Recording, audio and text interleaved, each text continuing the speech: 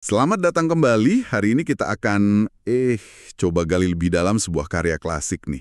Dari tahun 1911, judulnya Self-Investment oleh Orison Swett Marden. Mungkin Anda mikir, wah buku lama banget, masih relevan nggak ya? Nah, misi kita kali ini adalah membongkar gimana sih gagasan Marden soal investasi diri ini. Yang ternyata bukan cuma soal materi atau finansial, tapi lebih ke kualitas batin kita.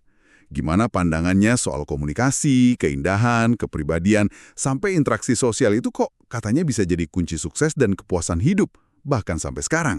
Iya, ini menarik sekali karena Marden kan nulis di zaman yang beda banget ya sama kita. Tapi justru penekanannya pada hal-hal yang intangible ini, karakter, kemampuan sosial, apresiasi keindahan, kayaknya malah makin penting sekarang. Di dunia kita yang serba cepat, kadang terlalu fokus ke materi gitu. Marden ini bilang, aset-aset tak terlihat inilah yang seringkali lebih nentuin kualitas hidup dan sukses jangka panjang kita. Malah bisa lebih dari kekayaan materi. Nah, mari kita mulai dari fondasinya dulu ya, yang dianggap paling dasar. Komunikasi. Oke, komunikasi. Marden ini kayaknya serius banget ya soal kemampuan bicara. Di awal-awal bukunya langsung dibilang, bicara dengan baik itu bukan cuma soal sopan santun biasa, tapi sebuah kekuatan. Kekuatan gimana nih maksudnya? Apa biar kelihatan pinter aja gitu? Lebih dalam dari itu sih, buat Marden, percakapan itu kayak etalase diri kita. Jadi cara kita bicara, pilihan kata, nada, dalamnya gagasan, itu langsung nunjukin latar belakang kita, tingkat budaya, bahkan kisah hidup kita. Kayak kartu nama berjalan gitulah. Makanya dia bedain banget sama obrolan kosong atau gosip. Menurut dia itu nggak cuma buang waktu, tapi bisa aktif nurunin kualitas berpikir kita, cita-cita kita. Dan yang penting nih, dia tekenin, ini bukan bakat lahir semata. Ini keterampilan. Jadi ya harus diasah, perlu usaha sadar, latihan terus-menerus. Ada kutipan bagus dari dia. Cara belajar berbicara adalah dengan berbicara. Simple ya kedengarannya, tapi ya butuh kemauan buat terus nyoba gitu. Suka nih sama istilah etalase diri itu. Tapi yang menarik juga, Marden ini nggak cuma fokus ke cara kita ngomong. Malah banyak juga ya dia kritik cara kita mendengarkan. Kayaknya kita sering kena sindir soal ini, iya nggak sih?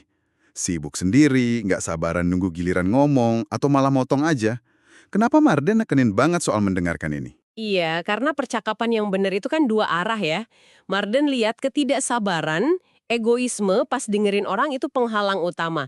Dia dorong kita buat punya simpati. Maksudnya kemampuan buat sejenak gitu masuk ke sudut pandang orang lain. Dan minat yang tulus. Beneran pengen tahu apa yang disampaikan.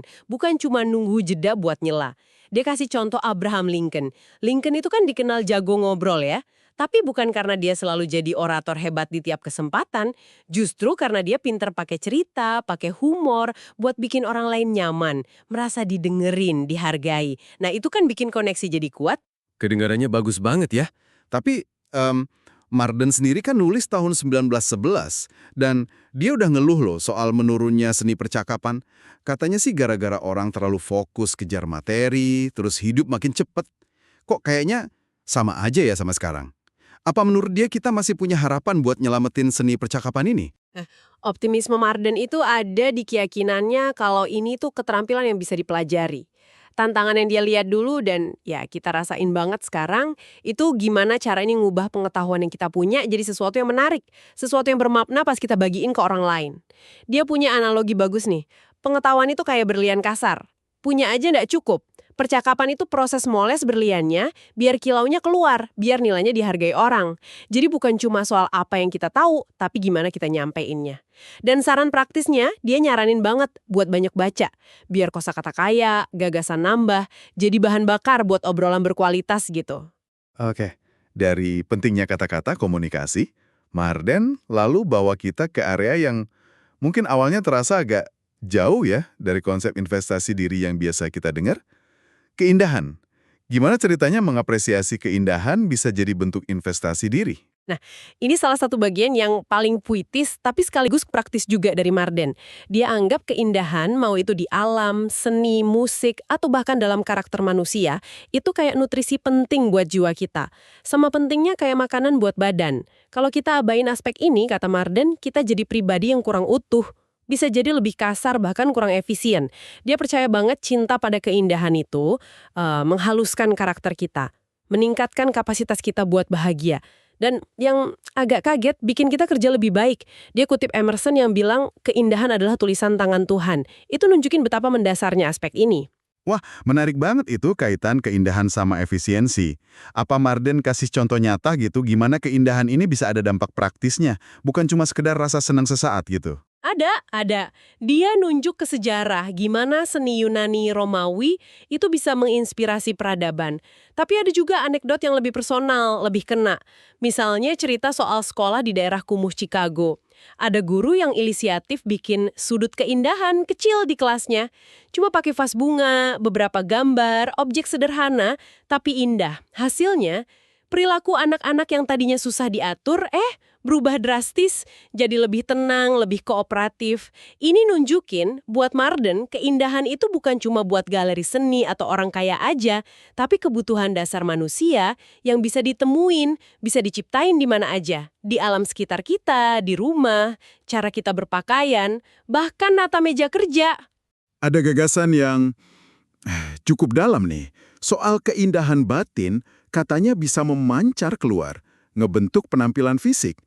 Jadi, Marden bilang, kecantikan sejati itu sumbernya dari dalam, bukan soal make up atau trend fashion gitu. Betul banget. Marden sangat percaya kalau karakter yang baik, hati yang baik, pikiran yang damai, positif, itu semua secara harfiah akan kelihatan keluar, bikin seseorang jadi kelihatan menarik, terlepas dari fitur wajah standar gitu. Pikiran yang harmonis akan bikin ekspresi yang harmonis juga. Dia kutip penulis Prancis Antoine Berrier, tidak ada wanita jelek. Yang ada hanyalah wanita yang tidak tahu bagaimana tampil cantik. Dan konteksnya, Marden tahu gimana tampil cantik ini ya lebih ke pengembangan kualitas batin yang bersinar itu. Bukan cuma polesan luar. Wah, ini pemikiran yang cukup melawan arus ya. Apalagi di zaman sekarang yang visual banget. Marden juga kayaknya bawa isu keindahan ini ke level sosial yang lebih luas ya. Iya, betul. Dia lumayan kritis sama masyarakat Amerika di zamannya, yang dia lihat terlalu fokus ke hal-hal material, utilitarian. Jadi mengabaikan pengembangan fakultas jiwa yang lebih halus, termasuk kepekaan estetika ini. Ada cerita mengharukan soal Jacob Riis, seorang jurnalis dan reformis sosial. Riis ini sering bawa bunga dari kebunnya buat dibagiin ke anak-anak di daerah kumuh New York. Dan anak-anak itu, berebut bunga itu dengan antusiasme luar biasa. Buat Marden, ini bukti adanya rasa lapar estetika yang dasar banget di manusia. Sama kayak lapar fisik, bahkan di tengah kemiskinan. Ini juga artinya kemampuan buat apresiasi keindahan itu perlu dilatih secara sadar. Mata dan hati kita perlu dididik gitu buat melihatnya. Marden juga nyinggung sedikit soal ide menikmati milik orang lain tanpa rasa iri. Bagaimana konsep ini bisa jadi bagian dari investasi diri? Kok rasanya agak kebalik ya? Ini bagian pendek tapi menarik sih. Intinya bukan soal kita jadi pengen punya barang orang lain ya, tapi lebih ke melatih kualitas pikiran kita. Biar bisa nyerap, nikmatin keindahan atau kebaikan di sekitar kita. Nggak peduli siapa pemilik resminya. Dia kasih contoh orang bijak dari cerita Goldsmith, yang ngerasa nggak kehilangan apa-apa pas perhiasannya diliatin orang. Toh kenikmatan visualnya sama aja. Atau cerita markis Prancis yang bangkrut tapi tetap ngerasa punya Paris karena dia bisa nikmatin taman-taman publiknya. Nah, kemampuan buat merasa kaya secara batiniah dengan mengapresiasi apa yang ada di sekitar tanpa harus punya fisiknya, ini bentuk kekayaan tersendiri, nggak bisa dicuri. Pola pikir ini kayaknya jadi jembatan yang pas ya ke topik besar Marden berikutnya, kepribadian. Kepribadian sebagai aset kesuksesan. Apa sih maksudnya kepribadian di sini? Cuma jadi orang ramah gitu? Oh, jauh lebih dalam dari sekedar ramah. Marden gambarin kepribadian itu sebagai kualitas, intangible yang unik di tiap orang. Kayak semacam atmosfer pribadi atau kekuatan magnetis. Ini daya tarik personal yang menurut dia seringkali jauh lebih ngefek dalam nentuin sukses. Mau di bisnis, profesi, atau sosial, itu katanya lebih ngefek dibanding cuma ijazah, skill teknis, atau kerja keras doang. Kepribadian yang positif, yang memikat itu punya daya tarik kuat, bisa menginspirasi orang lain, bahkan kayak bisa ngebuka potensi terbaik dalam diri orang yang interaksi sama dia. Pernah kan Anda ngerasa lebih semangat atau lebih mampu gitu abis ngobrol sama orang tertentu? Nah, itu dia kekuatan kepribadian yang dimaksud Marden. Terus, apa yang bedain kepribadian yang magnetis ini sama yang sebaliknya? Yang rasanya dingin atau negatif? Dan, apakah ini sesuatu yang udah dari sononya atau bisa diubah? Kan Marden sering ngomongin pengembangan diri. Pembeda utamanya, kata Marden, itu sikap nggak egois dan minat yang tulus pada kesejahteraan orang lain. Bukan pura-pura ya, tapi tulus. Dia contohin lagi si Lincoln, yang dikenal suka nolong dan selalu usaha nyenengin orang lain. Sikap terbuka, frankness, itu juga penting. Lawannya sikap penuh rahasia, secretiveness, yang kayak bangun tembok gitu. Ada contoh menarik lagi soal penambang sederhana namanya Ike di Dakota Selatan. Dia nggak sekolah tinggi, tapi populer banget, dipercaya orang. Karena kata temennya, dia punya hati, tulus dan peduli. Dan ya, Marden yakin banget kepribadian itu bisa dikembangkan. Ini bukan takdir. Caranya, ya dengan secara sadar nanemin sifat-sifat kayak keramahan, kebaikan, kemurahan hati, dan terutama lewat interaksi sosial yang aktif, harus keluar dari tempurung kita. Jadi, interaksi sosial ini penting banget ya. Bukan cuma buat asah komunikasi, tapi juga bentuk kepribadian. Ini menarik karena Marden lanjut bahas spesifik soal kunci sukses sosial. Apa resepnya menurut dia? Dia nyebutnya kekuatan untuk menyenangkan, atau the power to please. Elemen utamanya, jadi pribadi yang menarik, punya wawasan, bisa cerita, gitu. Terus ceria, bawa energi positif, baik hati, dan yang krusial, punya minat yang sungguh-sungguh ke orang lain. Bukan basa-basi doang. Dia pakai lagi analogi berlian kasar. Banyak orang punya potensi baik, tapi tersembunyi di balik penampilan yang mungkin canggung atau kurang menarik. Interaksi dan pengembangan diri itu yang bisa molesnya. Kesan pertama juga dia tekanin penting banget, karena susah diubah katanya. Konsep magnet kepribadian muncul lagi ya di sini. Gimana caranya kita bisa jadi magnet yang narik hal-hal positif atau orang-orang baik? Marden percaya kita itu narik apa yang dominan di pikiran kita. Kalau terus-terusan fokus ke diri sendiri, ke masalah kita, ya kita jadi magnet diri yang malah jauhin orang. Fokus ke uang mungkin narik uang. Tapi kalau fokus ke orang lain, dengan tulus, empati, niat baik, itu bakal jadiin kita magnet yang narik hubungan positif. Dia juga wanti-wanti soal bahaya isolasi. Kayak ranting anggur yang diputus dari pokoknya, ya bakal layu. Manusia juga butuh koneksi buat berkembang. Ada cerita inspiratif soal cewek pemalu yang ngerasa nggak menarik. Dia bisa ubah total hidupnya dengan pertama-tama ngubah pikirannya. Dia pegang teguh keyakinan kalau dia bisa menarik. Terus dia aktif belajar, baca, interaksi. Hasilnya luar biasa. Kualitas suara yang merdu dan berbudaya juga disebut Marden sebagai salah satu elemen daya tarik sosial. Oke, terakhir nih. Ada satu kualitas lagi yang Marden anggap sebagai keajaiban, yaitu tact atau sikap tenggang rasa. Kedengarannya kayak sesuatu yang halus tapi kuat banget ya.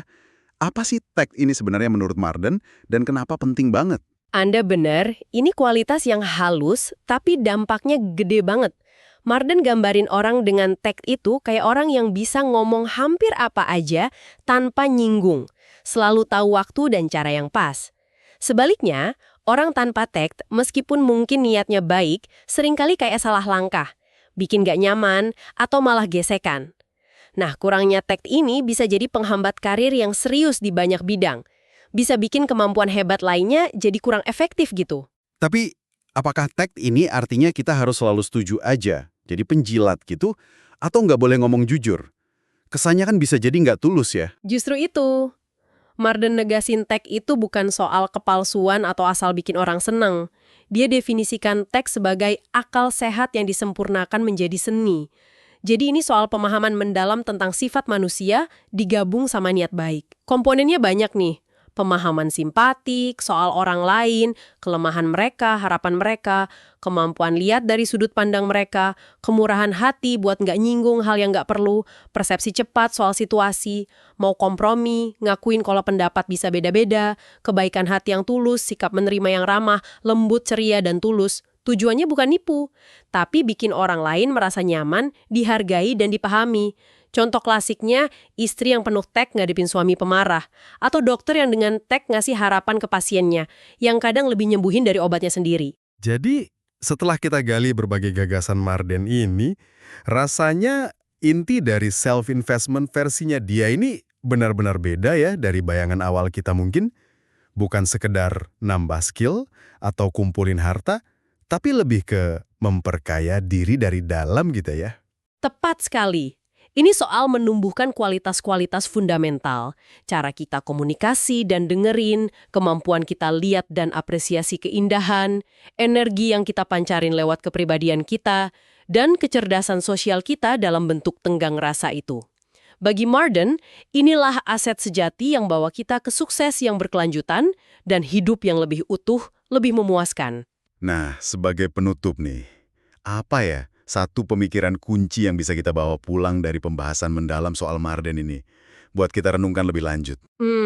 Ada satu benang merah yang kuat banget ya di tulisan Marden ini, yaitu penekanannya pada kekuatan pikiran kita. Pikiran kita bisa ngebentuk realitas, termasuk kepribadian dan hubungan sosial kita, dan juga pentingnya ngelatih diri buat ngeliat kebaikan di orang lain. Nah, ini mungkin jadi pertanyaan reflektif buat Anda semua. Seberapa sering sih kita di tengah kesibukan sehari-hari secara sadar benar-benar nyisihin waktu dan energi buat investasi pada kualitas-kualitas batin ini? Kayak komunikasi empatik, apresiasi keindahan, pengembangan kepribadian positif, dan sikap tenggang rasa tadi. Mungkin tantangannya bukan langsung bikin perubahan besar ya.